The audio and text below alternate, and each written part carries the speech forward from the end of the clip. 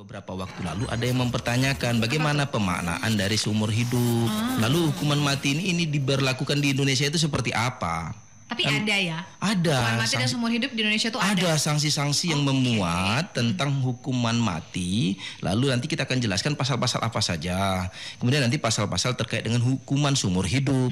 Ya, kalau hukuman mati ini adalah ketika dia melakukan sebuah perbuatan pidana, akibat ulahnya dia mempertanggungjawabkan perbuatannya dan sanksinya adalah berupa hukuman mati. Hukuman matinya seperti apa di bangsa kita ini? Tidak pancung, tidak disentrum. Cara eksekusi di bangsa kita beda ya? Ya beda, tidak di euthanasia. Tiap bangsa saya kira beda ya. Betul, karena berbeda. Kalau di Indonesia tidak seperti itu, tidak disentrum, tidak disuntik, tidak dipancung. Nah, mungkin ada sebuah negara atau beberapa negara menerapkan hukuman matinya berupa pancung, gantung juga ada.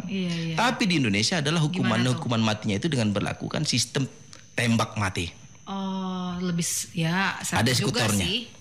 Tetap juga sama. Ditembak gitu aja gitu. Iya. Dengan jarak berapa sih tuh? Kalau jarak karena SOP-nya itu secara eksekusinya kita tidak ada yang pernah tahu tuh orang itu siapa. Nggak pernah diliput media. Nggak boleh diliput, tidak pernah disaksikan dan tidak boleh disaksikan. Nah, eksekutornya saja itu.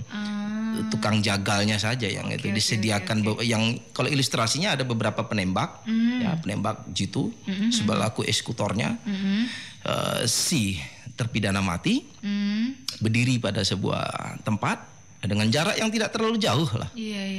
Lalu membidik lah semuanya kan eksekutor ini. Apakah 5 atau 9 saya juga tidak pernah tahu tentang eksekusinya bagaimana. Dan terjadilah. Ditembak lah. Ditembak mati. Ya di antara 5 misalkan eksekutornya itu hanya 1 yang memiliki peluru itu. Informasi yang saya dapati apakah benar atau tidak gitu kan. Hanya 1 yang memiliki peluru sehingga yang berhasil membidik jantung gitu kan. Ya begitu mati ya 1 peluru saja yang menembus dia mati.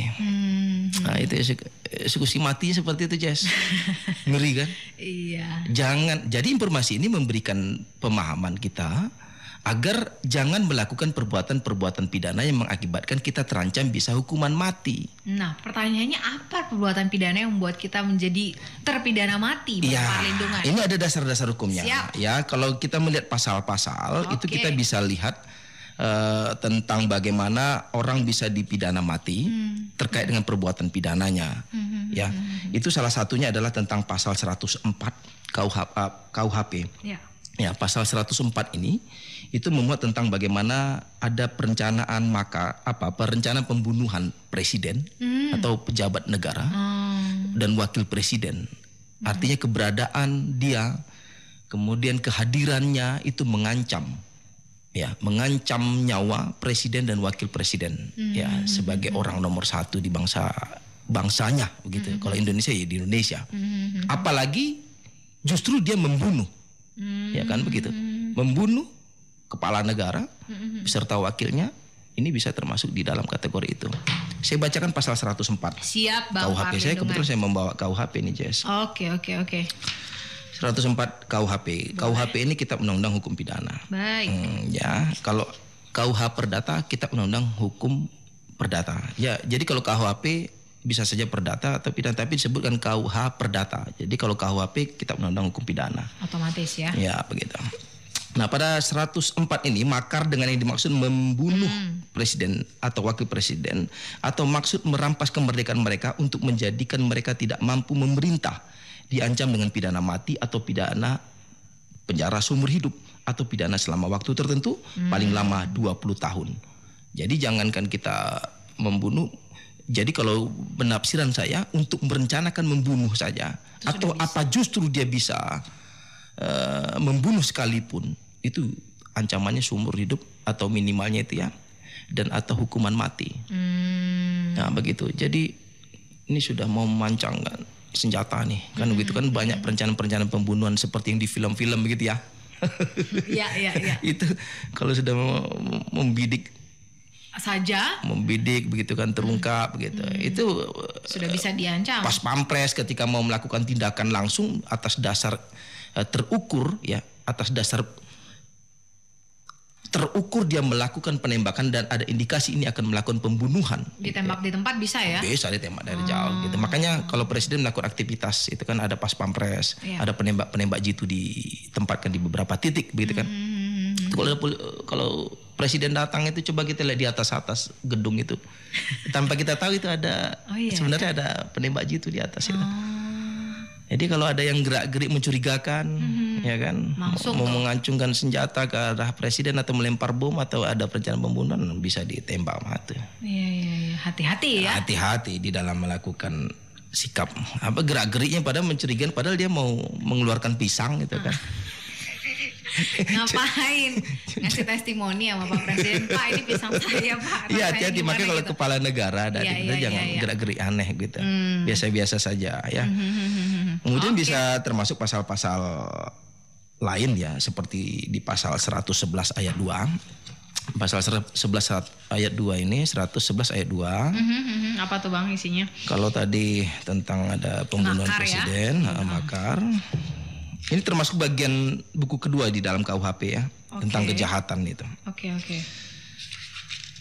Pasal 111 kita baca ayat 2-nya, jika permusuhan atau perang sungguh terjadi diancam dengan pidana mati atau pidana penjara seumur hidup atau pidana penjara selama waktu paling lama 20 tahun. Jika permusuhan atau perang sungguh terjadi, begitu kan, dia melakukan upaya perperangan, apakah separatis, dia ingin menjadi orang yang sebagai penggagas untuk keluar dari sistem pemerintahan, menghancurkan keutuhan bangsa kita. Radikalisme lah ya. Radikal, teroris dan lain-lain itu kan. Itu bisa terancam hukuman mati. Seperti yang saya jelaskan, hukuman mati ini ya dengan eksekusi tembak. Ya. Tapi apa tuh tapinya? Nah ini kalau hukuman mati ini ketika dijatuhi vonis hukuman mati oleh majelis hakim ya, melalui pengadilan ditetapkan dia seorang yang bersalah terhadap beberapa pasal-pasal yang dinyatakan dia melakukan perbuatan pidana yang pasalnya itu adalah diancam hukuman mati. Dia harus menjalani minimal 10 tahun dulu penjara. Gitu. Kirain langsung dihukum mati gitu enggak ya? Ya, kecuali hal-hal yang bersifat ini mendesak gitu kan. Kalau tidak dia akan berbahaya. Tapi ini yang poin pentingnya adalah 10 tahun dia dulu harus dipenjara untuk melihat kewajaran dia dilakukan eksekusi mati atau ada justru keringanan sehingga dia dijatuhi hukuman seumur hidup. Oh, jadi bisa berubah lagi setelah putusan, melihat perkembangan dia di penjara seperti apa? Bisa, tapi dilihat dari apakah di dalam sikap atau ada kebijakan-kebijakan politik dari presiden kah, pemerintah yang menyatakan dia tidak dijatuhi hukuman mati atas pidana yang divonis atas putusan majelis hakim, sehingga dia bisa dijatuhi, bisa gitu, tapi bisa. Itu kemungkinan itu bisa saja terjadi, bisa menjadi seumur hidup. Dan umumnya dijatuhi hukuman mati tetap pada hukuman mati. Kenapa di dalam masa itu dibutuhkan ya untuk menunjukkan bahwa ia patut dihukuman mati atau tidak, sambil mengevaluasi, sambil melihat, sambil melihat dia ini layak atau tidak atau ada pertimbangan lain oleh negara. Jadi hukum kita ini tidak bersifat dalam artian masih punya hak untuk setiap warga negara dievaluasi untuk memperingan hukumannya bisa ya Bang saja. Kecuali hal-hal yang ini membahayakan ketika dia tetap dipertahankan seumur hidup gitu, dapat membahayakan keutuhan negara, dapat membahayakan lebih besar terhadap persatuan bangsa kita, atau membahayakan bagi orang banyak nyawa ya. Misalkan teroris kan, ya pelaku teroris itu coba sudah ada beberapa juga yang dihukum mati ya, iya ditembak ya, seperti siapa itu namanya, kok tiba-tiba saya lupa ya, iya wajahnya pelaku bom Bali kalau bom saya tidak Bali salah, ya gitu, Amrozi ya Amrozi. Saya ingin angkat satu penelpon dulu, ada Bunda Murni. Halo, selamat pagi. Selamat pagi. Siapa sih penyiarnya? Cindy apa sih? Jessie Bunda. Ya, salam sehat ya. Salam sehat Bunda. Assalamualaikum warahmatullahi wabarakatuh. Waalaikumsalam Bu Murni. Saya nih mengikuti ini rasanya rasa kuliah saya nggak sanggup. Kenapa nggak sanggup sangat Bunda? Tinggi. tinggi kali pelajarannya. Soalnya Bunda SPD, sarjana percaya diri aja. Kepingin tahu kan bagaimana caranya. Kalau SH ini kan berapa tahun? 4 tahun ya baru sarjana. Aduh, perlindungan ini tinggi kali ilmunya dong, bagi dong. Jadi kan tuh kata si Alif cucu Bunda kan. Iya. Pandai nenek nanya sama Om tuh. Ya belajar lah, enggak tahu ya belajar. Yang saya tanyakan gini, iya, Bu Murni. Perlindungan. Iya, Bu. Kalau salah tolong diluruskan aja. Iya. Maklumlah orang rumah yang taunya masak aja. Ini karena wawasan di samudra ilmu nih baru Abbas ini bagi Bunda. Betul. Iya kan?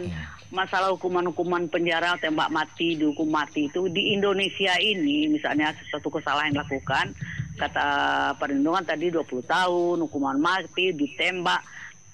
Yang ditanyakan begini, kalau akan menjatuhkan hukuman mati itu ditembak dengan jarak sekian meter dengan penembak jitu, kata perlindungan tadi. Betul. Di mana tempatnya di Indonesia ini? Misalnya mereka ini melakukan kesalahan di Riau nih kan, Pekanbaru misalnya kan, harus dibawa ke Nusa Kambangan kah dia kayak Samudra kemarin kan? Samudra namanya tuh yang Bang Bali itu, Amrozi. Imam Samudra. Kan? Betul. Amrozi, Imam Samudra. Ya. Dibawa ke Bali misalnya, dibawa ke Nusa Kambangan misalnya. Atau dia melakukan kesalahan umpamanya di Medan atau di Sumatera Barat, hukumannya 20 tahun atau hukumannya mati. Ada tempat-tempat tertentu untuk menembaknya si hukuman mati ini tadi. Mati ini. Kemudian pertanyaan Bunda selanjutnya, ada enggak di tanah air kita nih hukuman cambuk, mencuri dipotong tangannya dicambuk, ada enggak di Indonesia itu? Atau dia berselingkuh, berzina tadi apa yang lagi itu ada nggak di Indonesia nih perlindungan? Iya. Bunda nih wawasannya di bidang hukumnya agak kurang, tapi ingin belajar. Tapi dari nenek umur 74 tahun ingin nambah ilmu. Ilmu tidak pernah melihat umur, Bunda. Itu dia. Salam sehat, salam tangguh.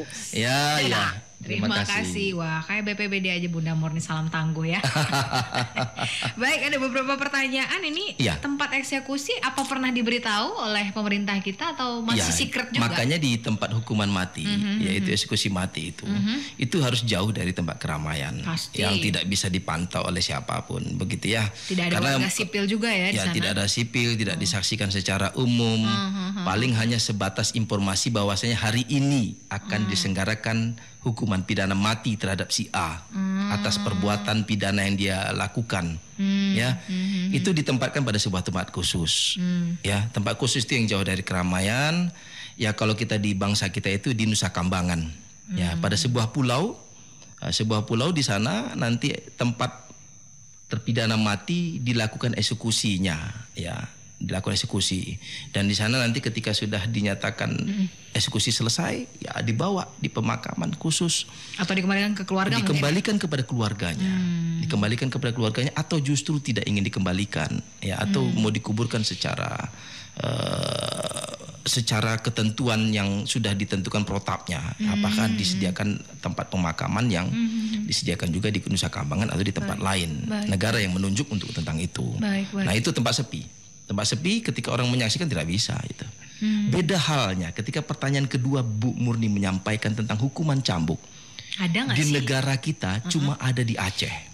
Oh, ada di negara kita. Ada. Tapi jadi di penerapan itu hukuman itu kenapa Aceh memberlakukan itu? Kenapa? Karena mereka memberlakukan sistem hukumnya secara khusus. Makanya daerah istimewa Aceh.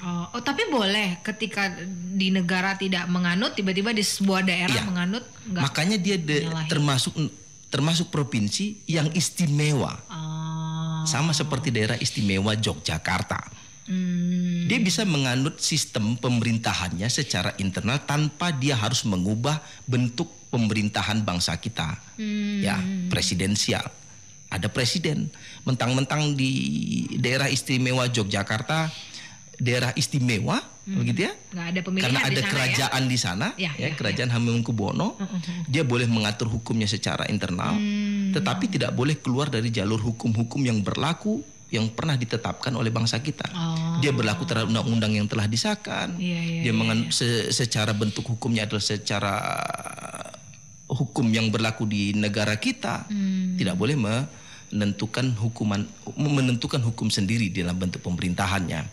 Tetapi kalau bentuk-bentuk ya, apakah dia memiliki khusus partai ya? Kalau di daerah Aceh itu kan memiliki partai khusus dia untuk Aceh.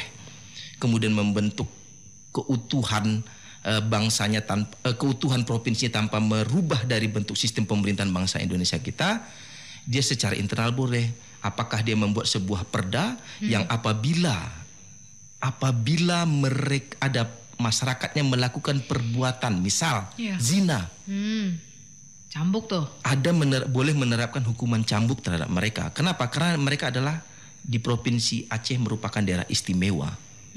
Daerah istimewa yang diberikan khusus kepada Aceh, kepada Yogyakarta, ya, untuk bisa menentukan pilihan-pilihan tanpa harus mengubah bentuk sistem pemerintahan yang berlaku di Indonesia.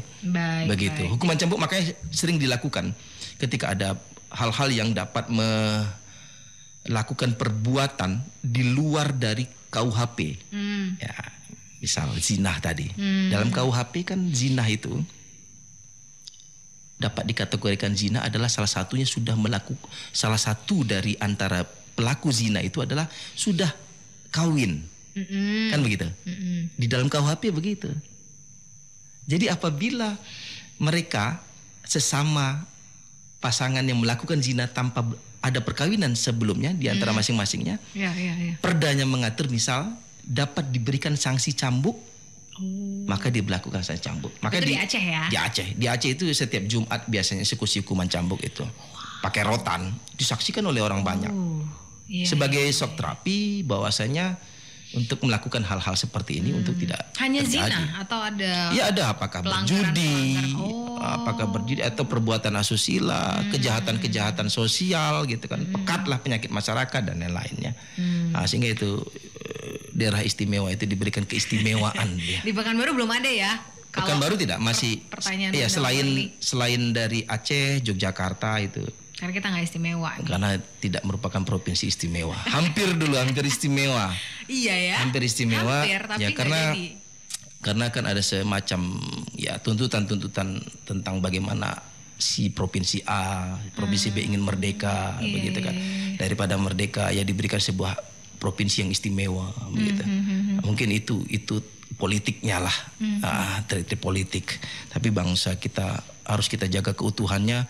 Bagaimana perjuangan para pahlawan kita menyatukan bangsa ini, kok kita ingin pisah dari bangsa kita kan? Gitu. Iya dong. Nah begitu dia. Jadi kalau tadi kita sambung tentang hukuman mati, ada pengecualian di dalam mengeksekusi mati ini ketika si terpidana mati dalam keadaan hamil harus melahirkan terlebih dahulu. Oh, jadi nggak dieksekusi bareng bayi yang dikandungnya ya? Iya, harus dilahirkan terlebih dahulu. Selain tadi adalah dia harus menjalani minimal 10 tahun. Apakah ada pertimbangan-pertimbangan lain negara menentukan apakah dia tetap dieksekusi mati atau justru ada pertimbangan-pertimbangan lain apakah seumur hidup, sehingga jadinya atas dasar evaluasi itu sehingga pilihan itu yang menentukan apakah berlangsung hukuman mati atau tidak.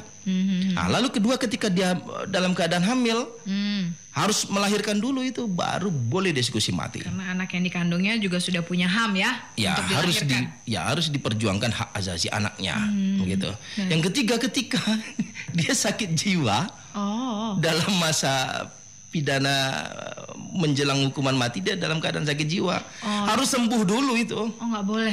Jangan. Nanti jadi bumerang lagi, nanti dibuat-buat sakit jiwanya supaya nggak terpidana mati. Ya makanya ini harus ada, itu udah kuat kajiannya sehingga siapa tahu kan kayak di sinetron negara dikelabuinya. Pura-pura hilang. Jangan negara dikelabui. Jadi ketentuannya itu harus sehat dulu dia dari gangguan jiwanya. Tak boleh dia di dalam pengeksekusian mati itu dalam keadaan hamil atau dalam keadaan gangguan jiwa. Harus sehat dulu. Nah, sehingga prioritaskan dia dalam keadaan sadar, dalam keadaan sehat jasmani rohani, sehingga di dalam eksekusi matinya ini berjalan sesuai dengan hak asasi manusia, tidak dilanggar juga. Begitu juga dengan sakit kronis mungkin ya Bang ya, tiba-tiba di masa hukumannya sebelum dia ditembak dia stroke mungkin, jadi nggak bisa bangun, atau dia kena serangan jantung. Ya, pengecualiannya hanya sakit jiwa dengan kehamilan.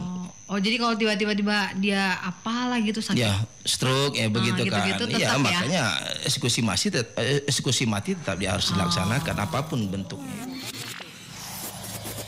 Apa sih sebenarnya penyebab seseorang bisa dihukum mati dan juga dihukum seumur hidup?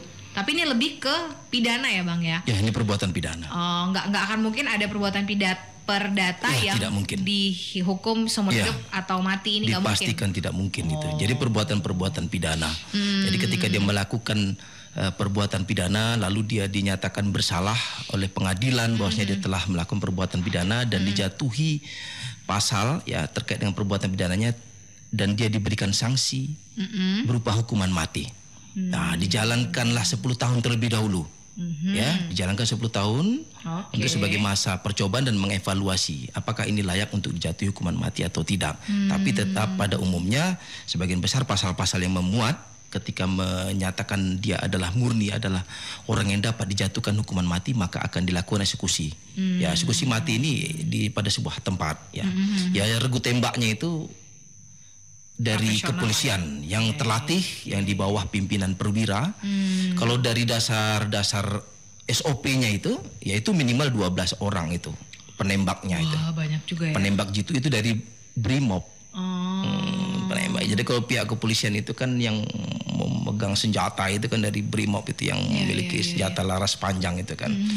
Cuma dari 12 itu hanya 3 peluru saja itu yang ada. Cuma dari di antara mereka 12 eksekutor itu tidak tahu siapa memegang senjatanya yang ada peluru, tidak tahu. Merekanya juga nggak tahu. Tidak tahu. Oh gitu. Jadi hanya 3 peluru dan jaraknya kurang lebih 10 meter. Ya 10 meter dan tidak boleh di bawah 5 meter. Iya, terlalu dekat kasihan juga ya. Iya, penyiksaan. Jadi ditembak apakah 12 berdiri polisi lalu diperintahkan kau mau duduk, berdiri, jongkok tidur atau apa? Mungkin nggak sih? Nggak mungkin ya. Iya. Kalau tidur kan harus dari atas dong. Tetap harus berdiri ya. Dia tentukan pilihan itu.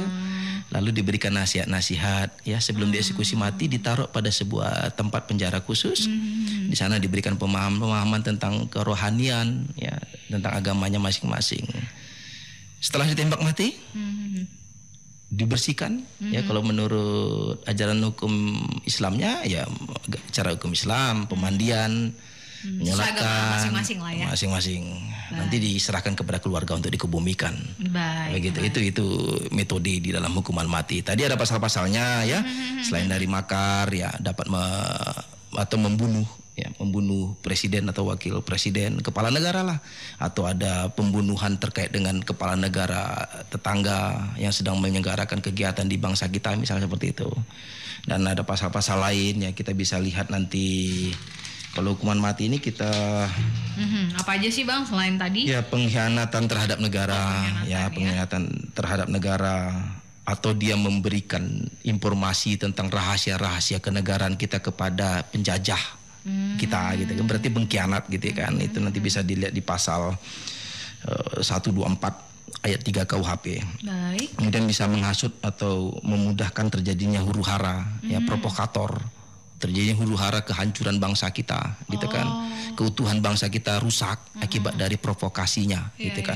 Kemudian bisa juga dilihat dari pembunuhan berencana terhadap kepala negara sahabat. Ya gitu. Kemudian ada pembunuhan berencana, bisa saja hukuman mati. Ya pembunuhan berencana ini kenapa itu berat sanksinya? Ya ketika dia merencanakan pembunuhan itu untuk melakukan hal-hal yang di luar dari rasa kemanusiaan, berarti sudah ada rencana. Beda lain hal kalau akibat kelalaiannya matinya seseorang. Misal bak mobil jalan, tertabraklah seseorang kan gitu, mati gitu kan. Iya. Akibat kelalaiannya, akibat dari pembuktian yang mendalam memang murni ini adalah merupakan kelalaian sehingga tidak termasuk kategori pembunuhan berencana. Begitu.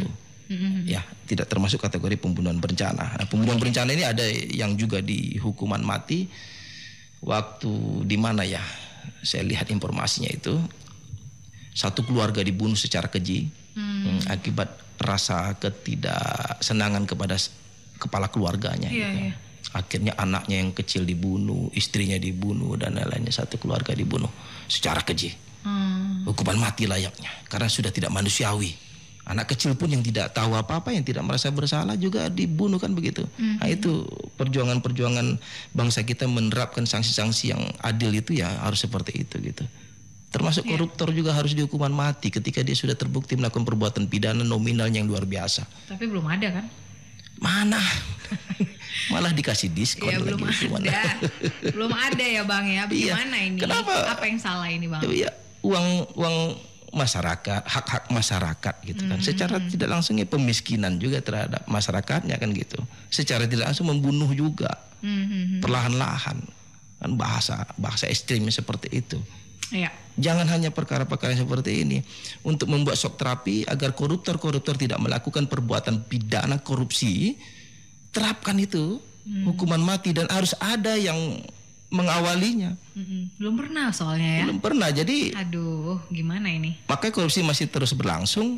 Mungkin akibat dari penerapan dan penegakan hukum itu masih setengah-setengah. Ya kan. Kemudian bisa saja pencurian dengan kekerasan secara bersekutu mengakibatkan luka berat atau mati. Pencurian pun bisa dengan kekerasan gitu. Pencurian dengan kekerasan bersekutu mengakibatkan luka berat atau mati. Itu bisa saja akibat dari sikapnya itu. Apakah dia mau mencuri ya? Lalu ada orang melihat dibunuh, atau dia merampok bank, dibunuhnya orang-orang semua yang ada di dalam gitu kan. Itu termasuk bagian dari kejahatan. Ada pembajak laut ya yang menyebabkan kematian orang, kejahatan penerbangan ya yang membahayakan penerbangan gitu. Apakah dia mengancam situasi bandara pilotnya sehingga pesawat jatuh dan itu bisa mengakibatkan dia dihukuman mati itu. Nah ini hati-hati ya, jangan sampai nanti masyarakat ini begini, enggak apa-apa nih nanti enggak ada pernah aku dengar ada sanksi begini ya, terhadap yang saya sebutkan pasal-pasal itu bisa saja nanti bisa terancam hukuman mati. Kalau dalam pesawat jangan aneh-aneh gitu. Biasa-biasa aja nanti bisa ada ancaman hukuman mati. Itu bisa dilihat di pasal 149K dan 149O KUHP itu tentang kejahatan penerbangan dan sarana penerbangan itu. Kalau kita mau jelaskan tentang sanksi-sanksi pidana ya di bangsa kita itu kita bisa lihat di pasal 10 KUHP.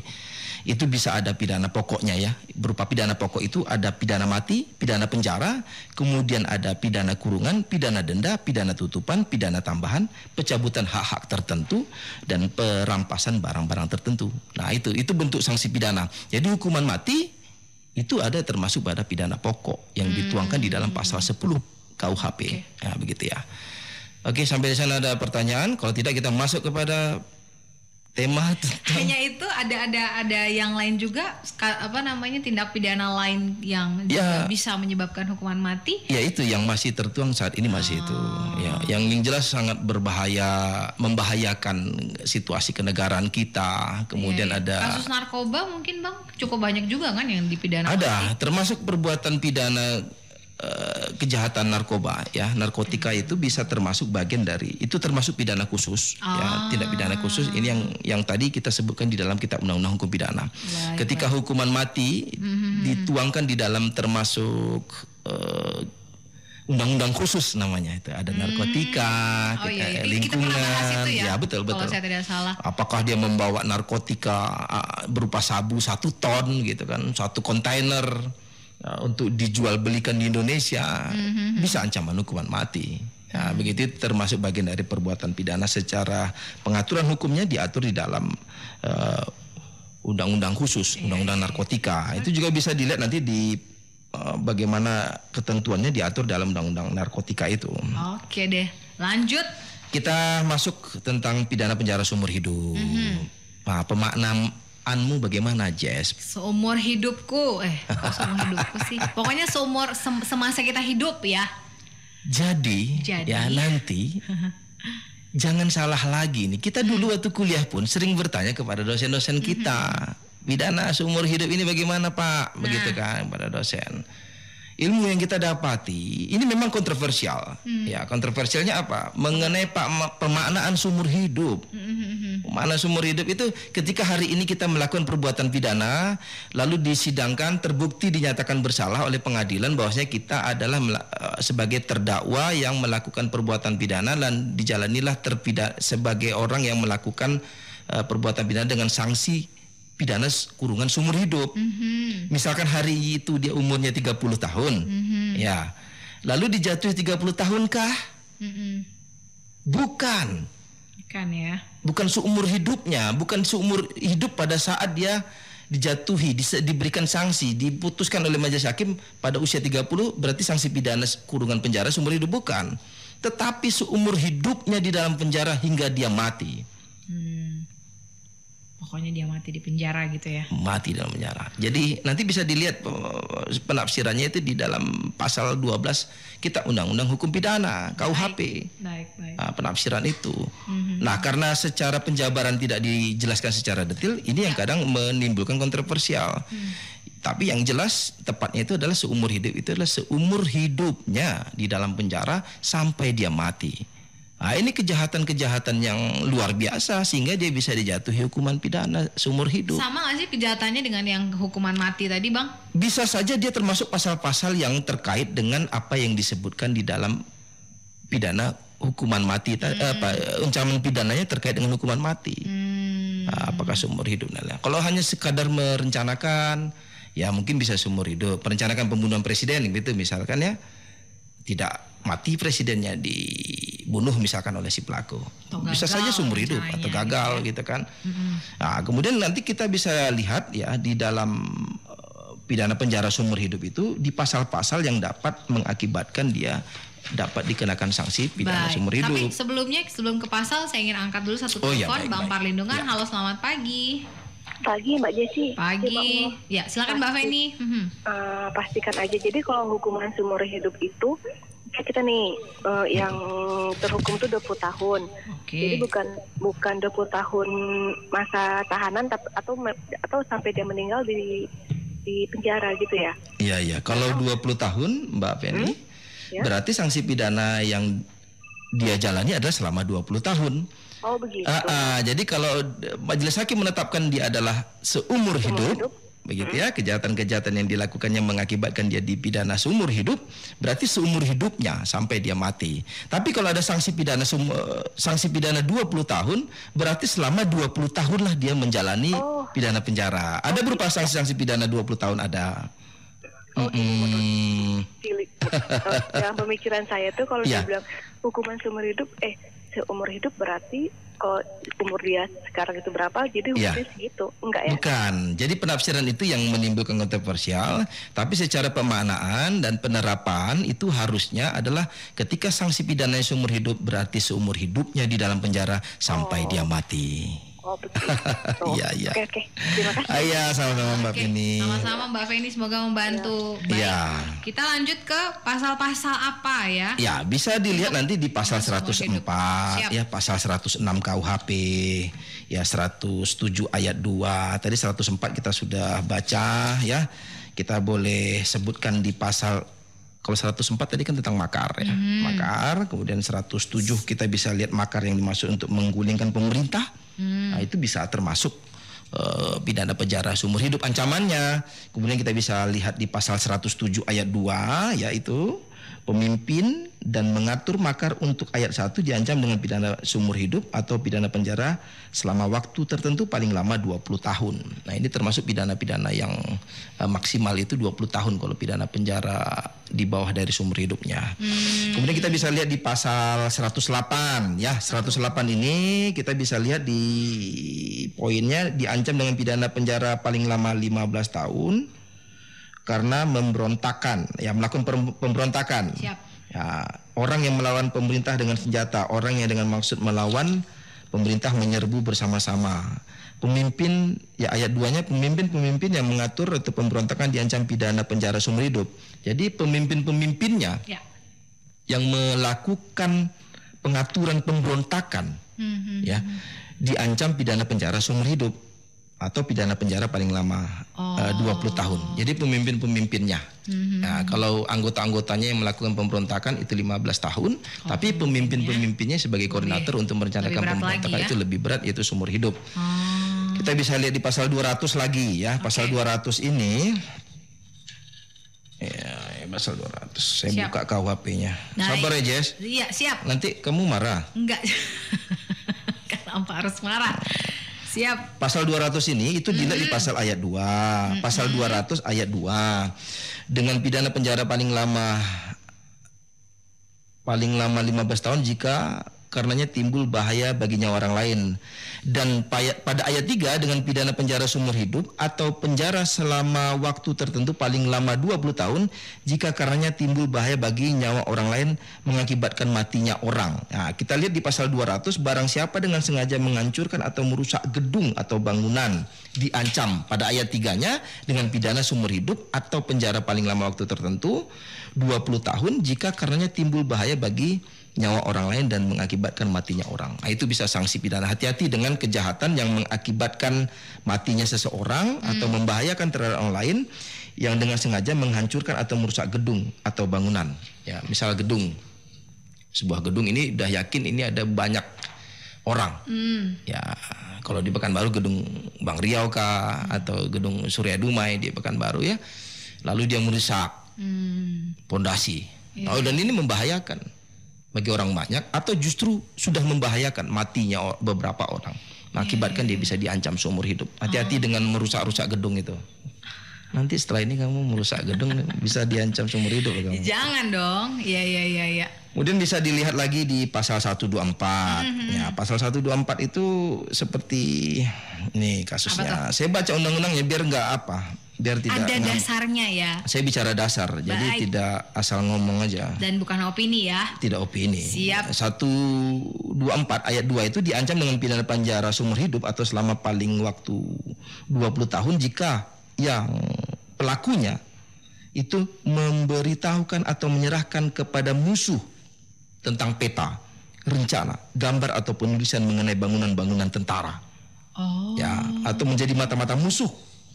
Ya, atau memberikan pondokan kepadanya. Misal ada orang negara lain menjajah bangsa kita, memberitahukan alamat Danrem, memberitahukan alamat Pangdam, menyebutkan peta-peta, menjelaskan secara detail markas-markas kita, tempat logistik penyimpanan senjata, amunisi, tank baja dan lain-lainnya. Ini bisa diancam pidana seumur hidup. Apalagi penjajah disediakan tempat pondokan, tempat tinggal, kau tinggal di sini, nanti jam tertentu kau serang. Nah, itu sampai ya. Jangan sampai banget. Besok kalau ada penjajah datang, Jess, kamu jangan sediakan mereka untuk tempat tidur. Atau justru, ini kasihan nih, tidur di sinilah ya. Nggak ngira soalnya. Kita nggak tahu itu mereka akan melakukan perbuatan pidana. Kan kita nggak tahu. Nah, tidak tahu. Jadi hati-hati harus tanya. Dihukum juga. Bisa. Secara pembuktian kan itu. Nggak tahu. Tanpa alasan, tanpa mengetahui pun juga bisa kita turut serta melakukan perbuatan pidana. Kita bisa nanti dijeratkan di pasal 55 KUHP. Jadi harus selektif. Kita sebagai bangsa negara, warga negara bangsa kita yang cerdas ini, itu harus selektif. Sama kayak kejahatan narkoba. Aku pemilik mobil rental. Bang, rental mobilmu, boleh. Abang sebagai supir, oke. Abang punya mobil ini, betul. Buktinya mana? STNK ini, oke. Punya SIM, punya. Ke Medan kita ya bang, aku rental. Berapa rentalmu bang? Ya apa mau ngapain kita ke sana bang, gitu kan? Nah, ini bawa tas saja aku nih, ku kasih abang 6 juta. Sampai Medan sudah tuh abang pergi boleh. Banyak kali pun. Wah, terkejut aku 6 juta nih kan. Oke lah kan gitu. Biasanya 1.500.000 kan digas. Iya. Harus harus sampai sebelum jam sekian bang gitu. Tertangkap oleh pihak kepolisian. Ternyata dibongkar, punya usut membawa sabu-sabu misal. Kita kan nggak tahu nih. Kita nggak tahu nih. Si pemilik rental ya. Kita sebagai pemilik rental tidak tahu dan tidak pernah menyampaikan sebelumnya yang dibawanya adalah sabu dan pelaku pengedar sabu, pendistribusi, penjual sabu, atau hanya sekadar dia menguasai, ya mengantar aja sudah termasuk bisa dipidana itu. Cuma apalagi mengantar, apalagi menjual, mendistribusikan, membuat, memiliki pabrik, apalagi mengkonsumsi. Jadi aku sebagai pemilik itu, pemilik rental bisa masuk nggak? Pembuktiannya ketika aku menerima 6 juta dengan uang rental yang tidak wajar itu bisa aku termasuk turut serta melakukan perbuatan pidana, mengantarkan. Jadi kalau hal yang wajar ya. Kalau yang wajar bisa saja kan, aku nggak tahu. Tapi tetap saja kita di BAP dan diselidiki, disidiki dia kalau bisa ini merupakan bagian mereka atau tidak, kan begitu. Nanti kan mereka memiliki keahlian itu, pihak penyidik itu, ini benar-benar terlibat atau tidak.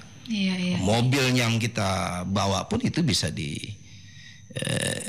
tidak boleh dibawa pulang dulu, itu dijaminkan sebagai barang bukti untuk nanti disaksikan di pengadilan. Apakah itu hanya berupa gambar saja atau STNK-nya saja atau tidak dibawa di pengadilan juga boleh. Ini mobil dibawa pada saat akan mendistribusikan sabu-sabu ke Medan sebagai itu. Nah itu hati-hati. Jadi kalau alasanmu menyediakan tempat bagi si pemberontak gitu kan, ya juga tidak merupakan bagian hal-hal yang dapat dibuktikan saya tidak bersalah, bisa saja bersalah gitu. Tapi hati-hati dengan zaman begitu. Sekarang mawas diri aja Bang. Harus hati-hati. Jangan baik-baik sama semua orang gitu. Bagi driver pun begitu. Driver selektif. Pemilik mobil rental selektif, mobil Grab, Gojek sebut semua Bang. Sebutkan aja, ini saya imbau juga. Ini kan kita edukasi ya. Maxim dan lain-lainnya itu selektif. Mengantar seseorang keperluannya apa harus tegas, jelas. Apalagi hal-hal yang dapat dicurigai itu kan mereka kan sudah banyak membawa penumpang kan. Ketika ada hal yang mencurigai itu kan bisa dilihat itu. Kadang si pelaku-pelaku pengedar narkoba memanfaatkan aplikasi-aplikasi ojek online ini untuk mendistribusikan narkoba. Soalnya mereka kan nggak pernah. Iya, kan sulit untuk terlibat untuk diselidiki apakah terlibat atau tidak, karena memanfaatkan ojek online untuk mendistribusikan narkobanya begitu kan. Kan udah ada fasilitas ya, kalau kita sebutkan di Gojek ada Gosen kan. Yang dikirim apa? Diselektifkan lagi. Nah itu dia. Jadi udah agak sedikit paham tentang apa itu pidana penjara seumur hidup dan apa itu pidana penjara apa itu pidana mati. Jadi berbeda. Seumur hidup itu bisa diartikannya adalah sampai dia mati, bukan seumur hidupnya dia jatuhkan vonis itu 30 tahun pula dia melaksanakan pidana penjara, bukan. Tapi sampai menghembuskan nafas terakhir sampai menghembuskan nafas terakhir. Dan hukuman mati, dieksekusi mati, ingat itu diberikan masa tenggat waktu 10 tahun terlebih dahulu untuk melihat, dievaluasi dan dicoba untuk apakah ada hal-hal kebijakan dari presiden kah, kepala negara, ada kebijakan-kebijakan tertentu, ini tidak untuk diberlakukan eksekusi mati, melainkan seumur hidup saja.